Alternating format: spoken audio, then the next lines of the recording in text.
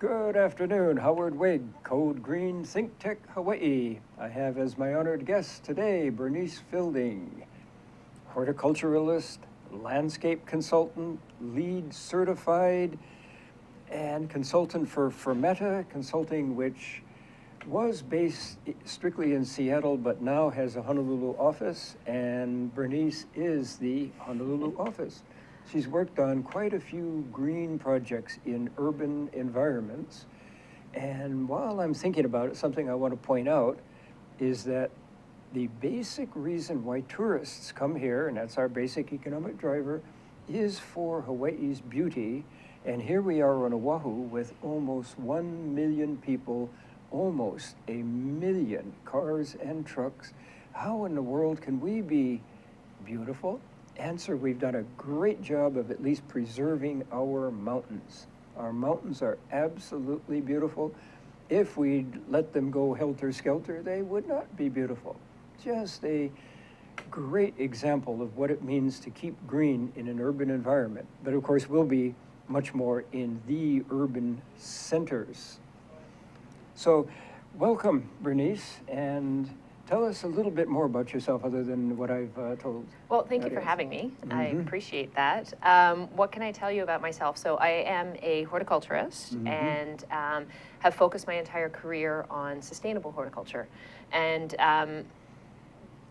the conversations are, horticulture is sort of an unknown career, I guess. Most people do landscape architecture, planning, that kind of thing. Horticulture blends with all of those, and I work specifically as a consultant. I work for, right now, I work for a company called Fermata Consulting, and we do green building consulting, and I add the specialty of the sustainable sites and the urban horticulture aspect. Okay. Before we bring up our first slide, why don't you define in this context what sustainable means? That's a word that's thrown around so isn't much. it? Yes. And it's a very greenwashed word. To me, sustainable for what I do for a living is specific to making sure that what we are implementing into an urban space is benefiting the urban space and its users. So that's sort of all into a tiny little bubble. That is the best way to explain sustainable. And that can be done in many different ways. And I think we'll probably get into the discussion as to all those different ways and how that can happen. So. And as you pointed out before the show opened here, you were sitting in Fort Street Mall and saying, wow, there's trees here, it's not filled with cars, there's pedestrians all over the place, they're enjoying themselves in this space. I have lived in many cities around the world, and I feel that has actually given me a lot of ability to look around and appreciate so much about Honolulu, but also a little bit of what we could work towards fixing in Honolulu. One of the things that I noticed when I moved here 5 years ago was the lack of green infrastructure, trees, just green in general, just in your downtown core is very concrete. A lot of cars, not a lot of people space. And so being able to sit on Fort Street today and just look at the planters, the trees. I actually sat on a park bench. People were walking around. People were getting their coffee. And that's what a city should be. A city should be used by the people who live here. It shouldn't be used by cars. That's only a means for people to get to the city. So what happens if we decided to build something that people could use on foot or by bicycle and make it more convenient and more beautiful? So that's my goal. Yeah. What a concept. Well, pretty soon we'll bring up our first slide, which is of the High Line in Western Manhattan, and that is, there it is right there. It's this, well, tell us about it. I don't want to. Well, I mean, I have not worked on the High Line. It is just one of my absolute favorite projects that has happened in a city core. And many cities are taking what has been lost, left over, thought about being torn down. What they've done is taken an old railway that used to run through the city that just went into complete disarray. There were conversations about tearing it down and what they were going to do, and instead, foundation, Friends of the High Line, was created, and they came up with this concept of a raised walkable boardwalk full of native plants. And there are seating areas, and it has amazing views of the city. And the amount of people that use this now just blows their expectations out of the water. And I think now there was a phase 1, and it has done so well that now there is a phase 2. And I think this is something that gets a lot of people excited in urban spaces.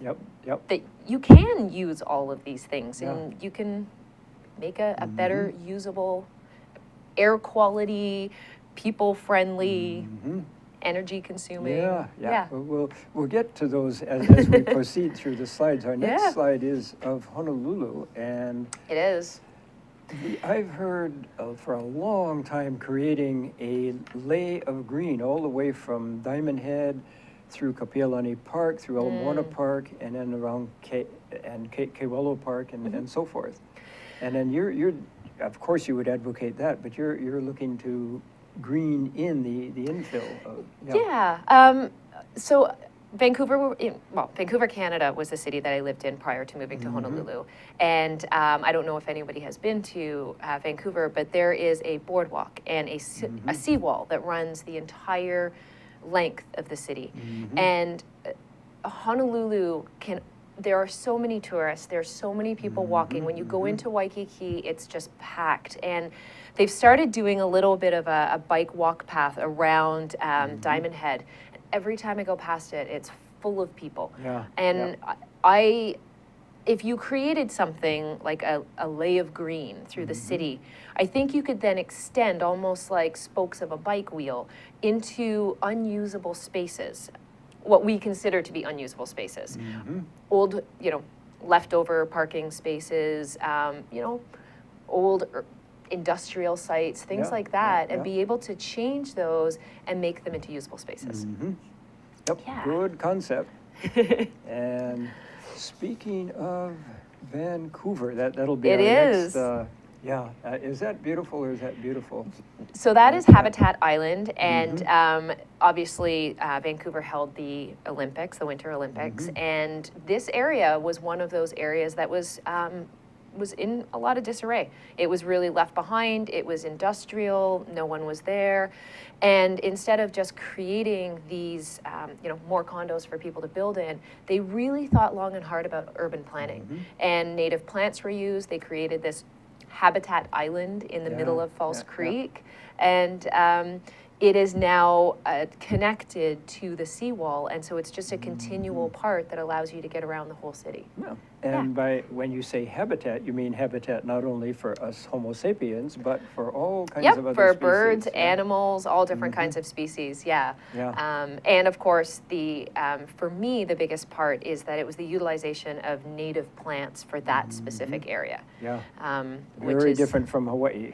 So, very different, but the fact, no matter where you live, the utilization of native plants is probably the most important factor when you're thinking about sustainable urban horticulture, because that's what's going to do the best in each area. And you need the least maintenance. Because it evolved in this climate over thousands and thousands of years. And if you're choosing the right plant material, then you're also mitigating irrigation and, the additional maintenance that's required with it. I've read that of all the cities in the world, Vancouver may be the most livable city, and this is a prime example why I think so. Vancouver is very progressive.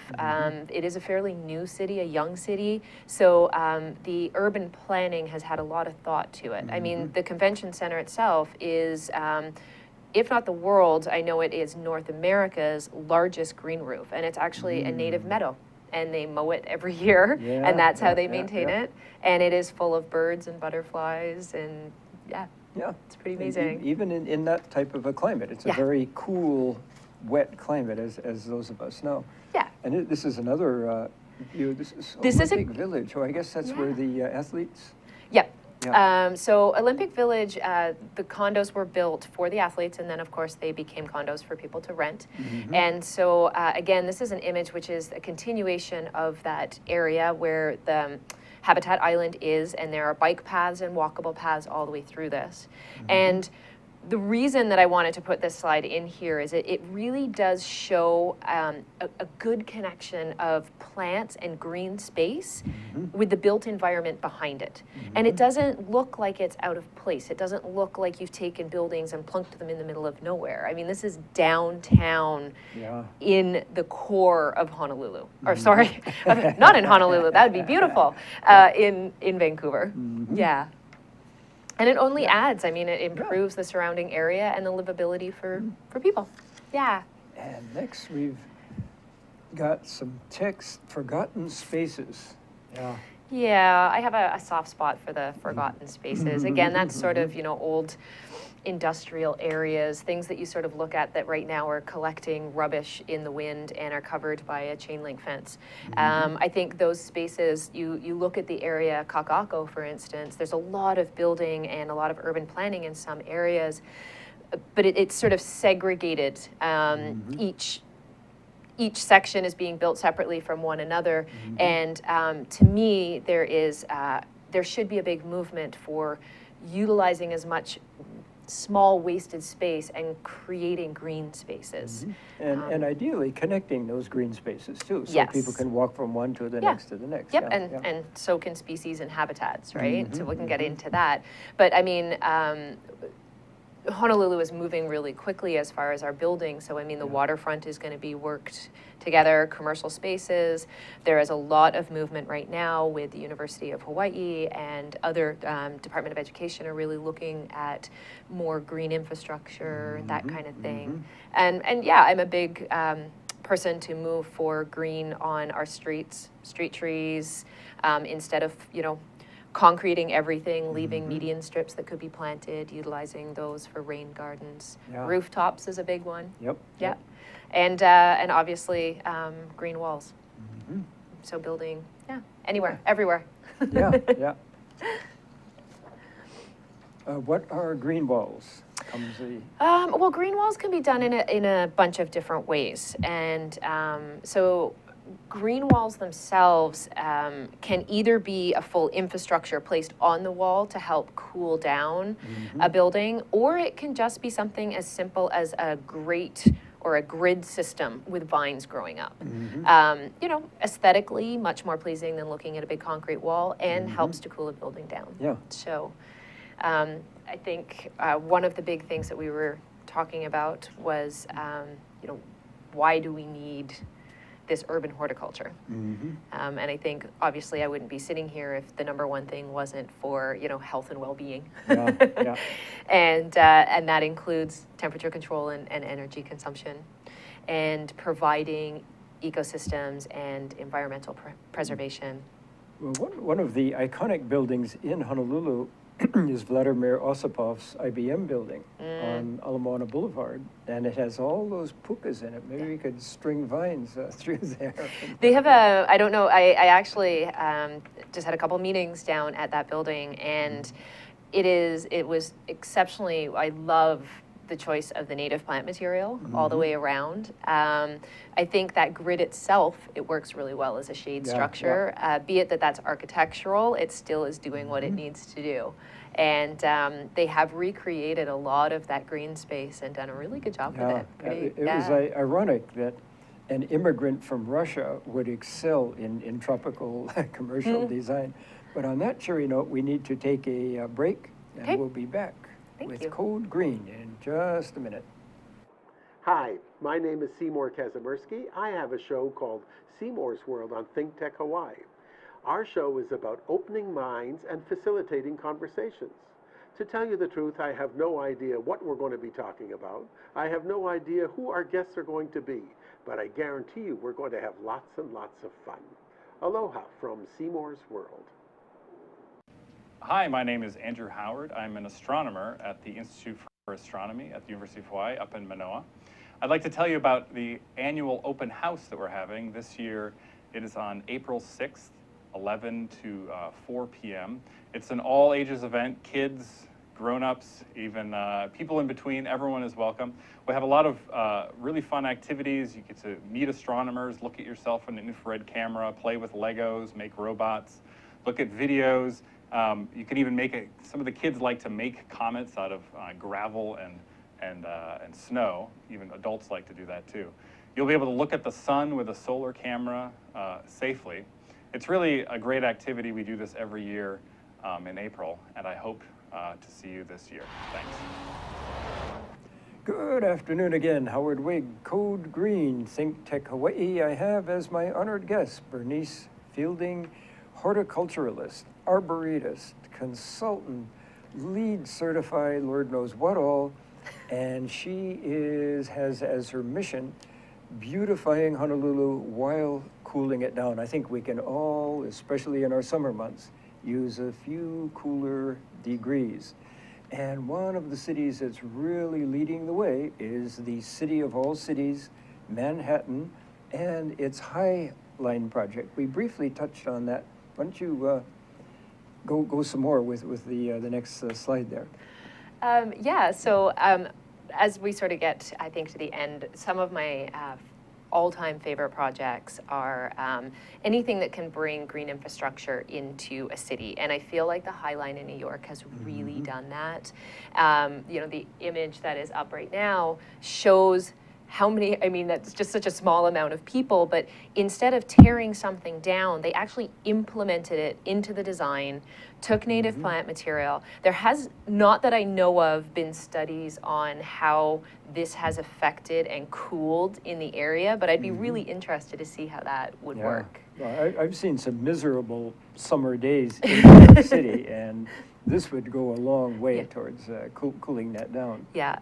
On the same slide, I don't know if you saw, was another image, which was actually the Stafford Hospital in Virginia, and it actually is pathways through meadows and native plant meadows, and it sort of leads in towards a little bit of that therapeutic horticulture and how much horticulture and plant material can help people in many ways for health and well-being. One of the things that makes Queens Hospital downtown here so great is they went to huge lengths to preserve those ancient trees that just spread all through the grounds. And I go past there a lot and I see these patients in their blue costumes just wandering around with their walkers and just enjoying the shade and the cool and the breeze. And this is right in an urban environment. Well, I have to say, I don't know if anyone else is like me, but I don't love going to the doctor, and it probably makes me more nervous. So being able to go to a space that's calming and has trees, and you feel like it sort of calms you down, and you know, you can utilize that. And that's a big part of the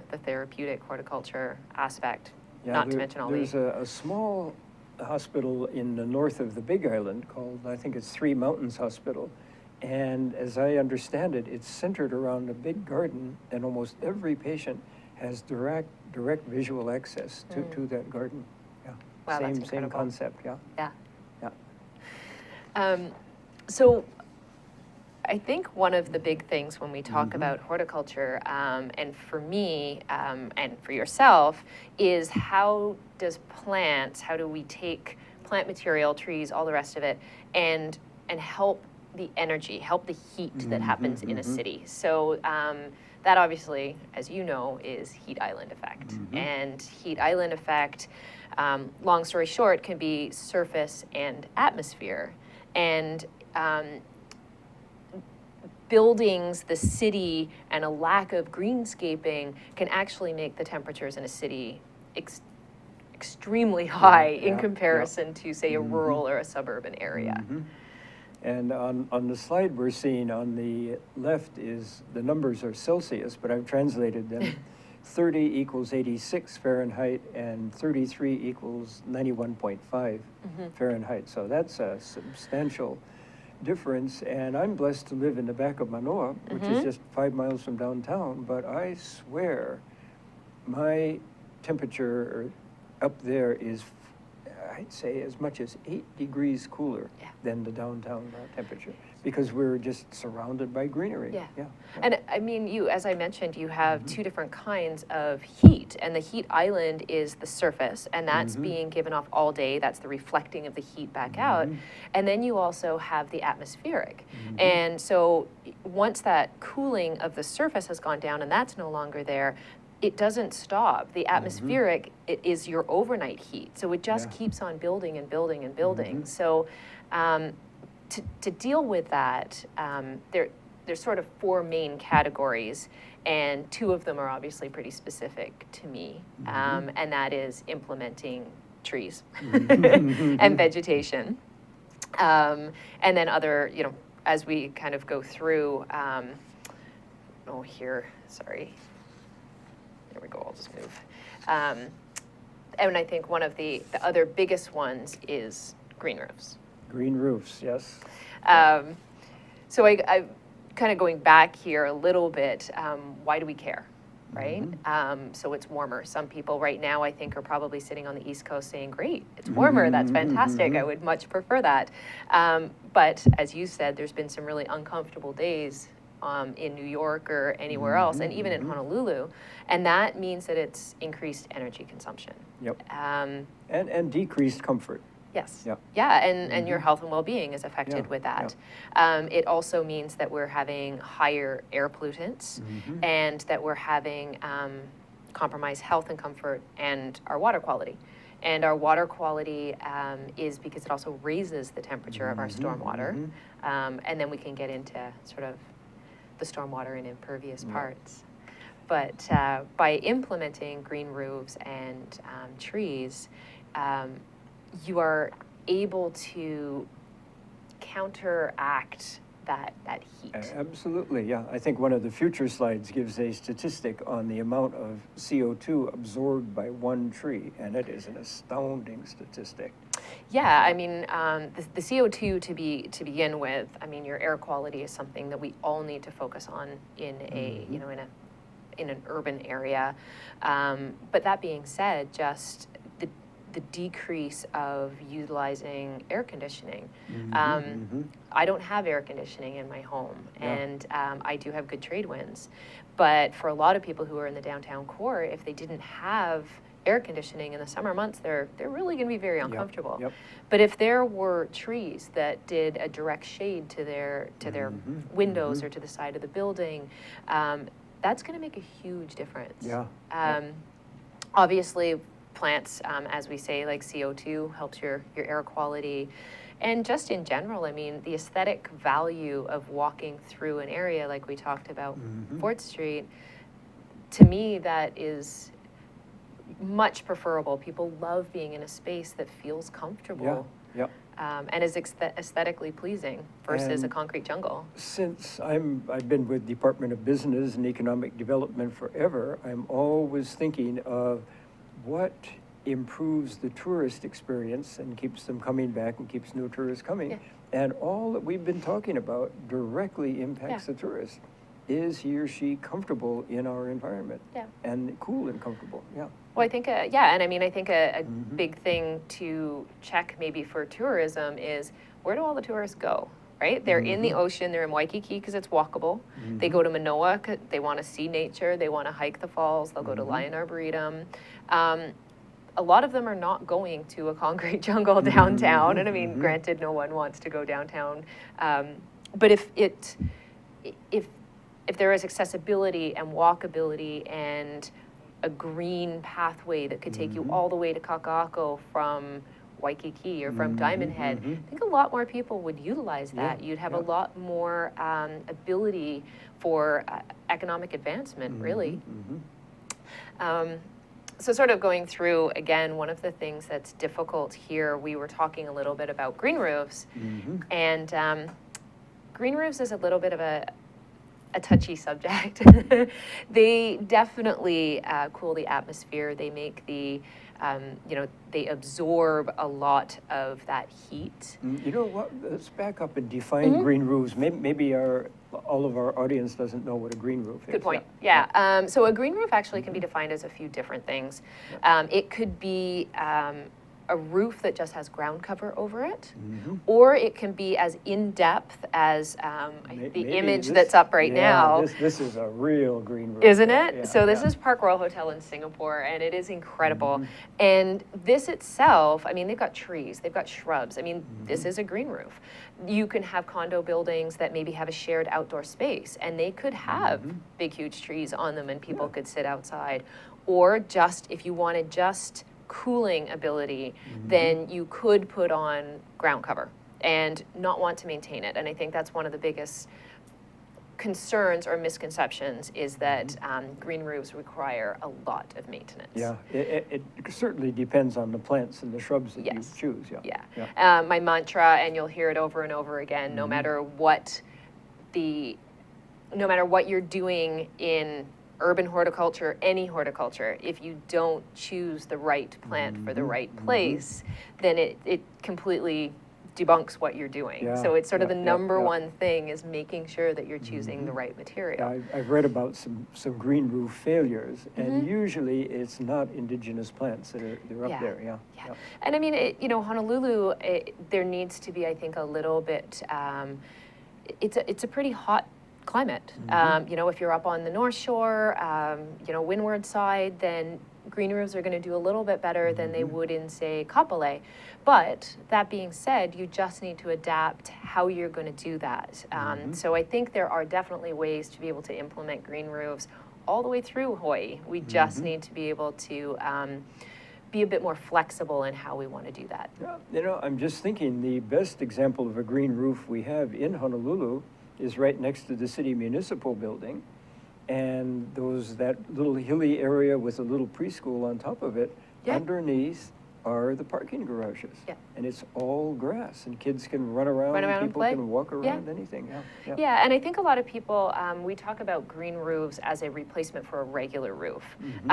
Definitely, I feel I'm pretty strong with green roofs and think it's an amazing thing. But I also feel like, as you said, if we're short on space, why not layer things and have, maybe it's, if you can't have real turf, maybe it's synthetic turf if it couldn't live, but be able to utilize those spaces and make sure that you do have some real plants and trees and shrubs, and just make it a usable space that normally atop of a garage building would just be left. So now I think that there is ways to beautify the city at the same time as making them energy efficient. Does that have any relation to rain gardens, or is that something different? No, rain gardens are quite different. Rain gardens and bioswales. Rain gardens are the collection of stormwater. So I think we have a later slide on that one. Yep. So, I mean, apart from adding trees, one of the big things that people do look at, and I will just touch on it briefly, is cooling and reflective roofs. And that can go hand in hand with green roofs. And it just basically is making sure that you have more light reflection versus a black roof, you have a white roof. And if you're reflecting that, put some plants around it, you're not absorbing that heat. You'll be glad to know that I'm the energy codes guy for the state. And the reflective roof that you just saw on the slide, when it gets up above 90% reflectance compared to a black roof, which is only 5% reflectance, the temperature difference is black roof 178, white roof 95. A little higher math will tell you that the delta T, the temperature difference, is 81 degrees. Huge implications for storing the heat, and then the heat absorbing down into the living space. And then you're putting air conditioning on to counterbalance that. And it's I am a firm believer that, white roofs are everywhere, but I feel that if you're reflecting that heat, that sun, implement some plant material in and around the same area, and that would actually help cool it even more, right? And it wouldn't, it'd be less cool, so it's much easier for plants to grow too. And I mean, the fourth part of the heat island effect and kind of preserving that is this cooling pavement. And again, I don't need to touch too much on cooling pavement because some of it is applications to regular pavement. You can see here the difference of how much heat is being reflected from regular asphalt versus one that's been treated. Yeah. But the picture that's just below is permeable paving. And permeable paving to me is a lot more important because it allows, we sort of touched on stormwater and we'll probably move forward with that. This allows rainwater and stormwater to percolate through. And it also, it is a cooling pavement because it's not asphalt. And it actually, the plant material planted in between that allows for a cooling aspect as well. And aesthetically a lot more pleasing than just straight asphalt. Well, we need to take a break, but let me say first that this is something else I know just a weeny bit about. A hot asphalt street right here in Hawaii, I've measured it, can go up to 138 degrees.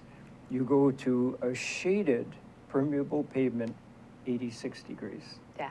And that 138 degrees, even if we have luau feet, you know, big, thick, bare feet, you cannot stand it. It's just too hot. So on that cheery on that cheery note, let's take a break. ThinkTech Hawaii, Code Green.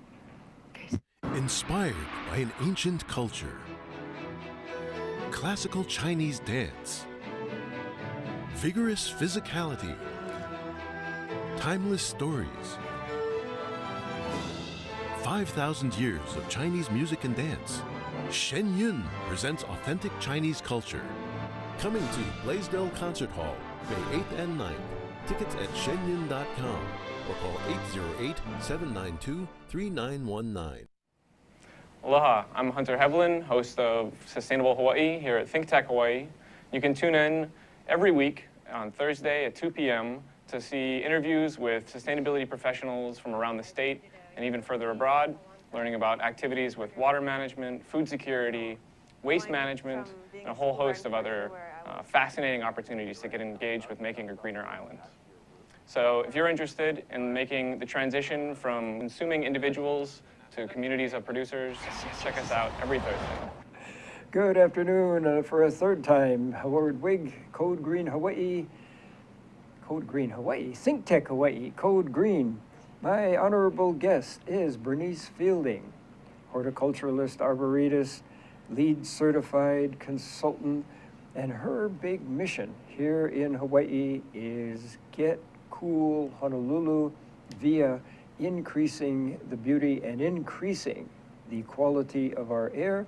And what we're on right now is increasing our water supply. We're talking about permeable pavements, bioswales, where a lot of our rainwater, for instance, washes off pavement, driveways, goes into a gutter and goes out to the ocean. Well, guess what? The ocean doesn't need any more water.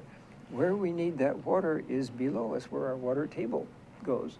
And let me point out that I live in the back of Manoa. Normally I get 120 inches of rain a year.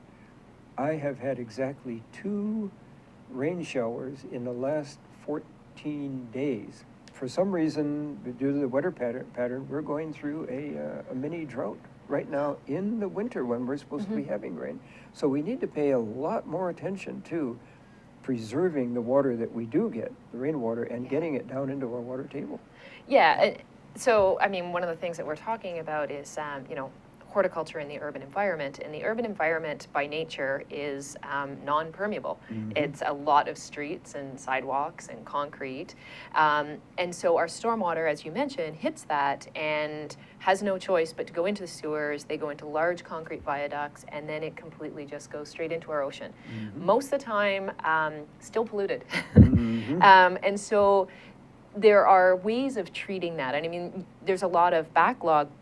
Not only is it the pollution of our water bodies, but it can also cause some pretty serious flooding. And for a low city in an island, we should probably be pretty conscious of that. So there are specific ways of dealing with the stormwater, and one of them is permeable paving, which we touched on, which allows pavement to have openings through it that the rainwater can pass. And it percolates through, it helps to clean out pollutants. that part is something that can be, especially in parking lots, implemented in a lot of different aspects, especially in Honolulu. And then that also moves us into bioswales and rain gardens. And as I mentioned with bioswales, with how most of our stormwater works in Honolulu, it goes directly into viaducts and, straight into our ocean. And if we could be able to collect that rainwater and instead of it going directly into the ocean, be able to treat that prior, then I think we would be able to allow that water to go back to the same plant material. It can, especially in a downtown core, and you want to have trees and no one wants to water those. Well, why don't we do cuts in the sidewalk, create bioswales, plant those with native plants, utilize our rainwater, and then you're killing two birds with one stone. And then I might build on that. When you have trees, they undergo what's called transpiration, the travel of the water from the roots all the way out into the leaves. The transpiration involves tiny, tiny little water droplets going up, forming clouds, cooling More the rain. atmosphere down, more rain. And transpiration by nature cools the environment. So again, the more plants that you can implement into an urban space, you're cooling it. It's a whole cycle of being able to reuse.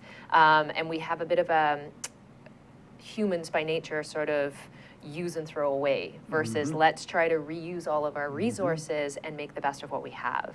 And I say, well, we all know about California having that horrible, horrible drought. You know, again, in the back of Manoa, I've had 2 rain events in the last 14 days in the middle of the winter. Something is going on here. We really need to pay much closer attention to how we use our water. Well, one of the biggest things, as you were mentioning, being in the back of Manoa, as Heat Island happens, the warmer our climate is, that pushes cloud level higher. So being an island in the middle of the Pacific, if the cloud level is higher, it doesn't back up against the mountains, release the rain, and then pass over. It's just passing over. And if it's passing over, then we aren't getting all that water that needs to go into our aquifer. So the more plants that we can put into this urban space, not only is it, much more beautiful, much more usable, more comfortable, but environmentally necessary to continual, survival. I've been noticing, I always look at the mountains above Manoa, the ko'olaus, and you can always tell where rain is coming, and the clouds, as you said, are really, really low, just about mountaintop level. And I've been observing that the clouds these days are very, very high. Perfect example. Well, that sort of being said, that leads us kind of into our rain gardens, because as much as it has lowered a little, as you know, Manoa, as with other places, can have substantial heavy rainfall. And when you have impermeable surfaces, that rain all collects, gets really, really high velocity. And when it's all angled into one specific place, that can cause, as it did in Manoa quite a few years ago, serious flooding. And obviously big pollution. So if we can create, bioswales that will guide our water to areas called rain gardens, which are these sunken treated areas filled with plant material. They're beautiful. You can plant trees. You need plant material that can survive some periods of minimal drought, but also periods of heavy rain. Then that actually helps collect the water. It keeps it out of our sewers. It keeps us out of the ocean, and it helps filter it and clean it as it goes along. Well, let me say something good about what's happened on the west of Oahu. As we developed it, there's a lot of golf courses out there. The golf courses are the lowest areas. So if we have a heavy rain event, the golf courses get flooded. Big deal. That's a whole lot better to flood a golf course than it is to flood putting them homes. high and flooding off. Yeah, and I was at that event in Manoa, where the Manoa stream channeled in concrete, built up along Woodlawn Drive because there was all this material that blocked it. It came cascading over, it threw a whole SUV into some trees, and then the rest of the water went down eventually to UH Manoa, to Hamilton Library, which has a basement, and I had a friend who was working in the basement at the time. they had to break through windows and crawl out the windows at the hazard of their life. Had we had this type of amelioration, that wouldn't have happened. And implemented throughout, I mean, if you look at natural gullies, that's what they're doing. And then you know, nature has caused these divots that the rain will sit in and percolate. We can't not recreate nature when building an urban environment. It goes against how nature works. I remember shortly after that Manoa event, Senator Inouye walking along Hamilton Library with the then president of UH, and he was caught unguarded, and he said, if it cost him $100 million, just tell me. Fortunately, it didn't cost that much to rejuvenate, but that's how expensive lack of planning can be. I'm not sure how our timing is doing. We're getting pretty close. So talking about rain gardens, it might make me lead a little bit into, we've talked about other benefits of urban horticulture, and obviously it creates ecosystems, and rain gardens are a big part of that ecosystem. Brings in butterflies and bees and native birds. The more native plants that you can utilize in things like this, obviously the more you're just helping with your own environment. We've touched on therapeutic gardens, creating a relationship between people and place. And I feel like this is a very important one to touch on, because in an urban environment, we're very separated. You know, we all say, oh, I'm gonna go to the North Shore for the weekend. You are lucky enough to be in the urban core and then go up to Manoa. And it feels like you're completely leaving. We need to take that feeling of Manoa and bring that back in and implement it back in, so that people do feel connected to the island that you're on, not just the city that you're in. Obviously, food security. Urban horticulture is huge for implementing food security. We bring in, what, 10%, yes, these are little urban ecosystems, which I get really excited about. All of our lost little places that I keep talking about. Some things that we consider weeds, but if you have these little green spaces all throughout a city, it allows birds don't have to fly so far to get food. Bees, there's so many problems with bees right now that it gives them resting points in between. You know, our native plant material can be tucked in. You can use fences as green walls. Just aesthetically more pleasing, but just environmentally, you know, obviously healthier. And of course, people can do this voluntarily in their backyards. So we're talking about implementing all of these urban horticulture aspects, and there are sustainable gardens throughout the mainland.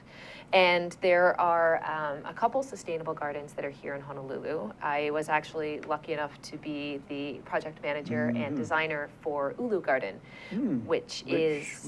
where there's a slide of this there somewhere. is, moving them around a little bit.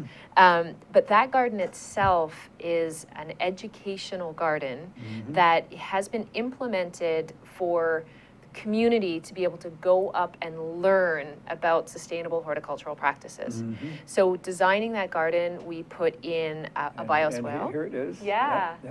So this is in Lion Arboretum in the back of Manoa. And it actually has a bioswale to control stormwater, a rain garden to collect it. The rain garden itself is planted with only native and culturally important plants, so all the Polynesian introduction. There is a food garden for urban agriculture, and again, with, you know, considering we could only live, I think, for 10 days on the food supply that we have if there was any cutoff from the mainland, it's really important that we start focusing on what our own plant material and our own food that we can plant. There's also, the entire garden is planted so that it mitigates any need for irrigation. So there are aspects called Hoogol Culture, which is taking old logs and using them for moisture underneath the ground. We have layered it specifically with the plants so that you're planting plants that need less moisture at the top and the ones that need more at the bottom, and let gravity do its thing. Guess what? Manoa used to be one of the bread baskets of the Hawaiian culture, and that's exactly how they plant it. Yeah. Yeah. Well, it's taking that ahupua'a sort of aspect and being able to remember that that's how the islands should grow food. You know, that squared plot isn't natural for how the islands are built. So the more people can take ideas like this and not just put it into their own, but into their whole community, the better it can become. And we need to close.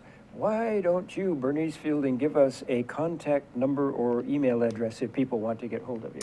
Yeah, of course. If you do want to get in touch with me, I'm happy to talk to anybody about urban horticulture. So you can reach me at bernice@fermataconsulting.com. And Fermata is F-E? Fermata consulting.com. Very good. And on that very cheery note, we need to close. We had so much more to talk about. See you in 2 weeks. Code Green, ThinkTech Hawaii. Thank you very much.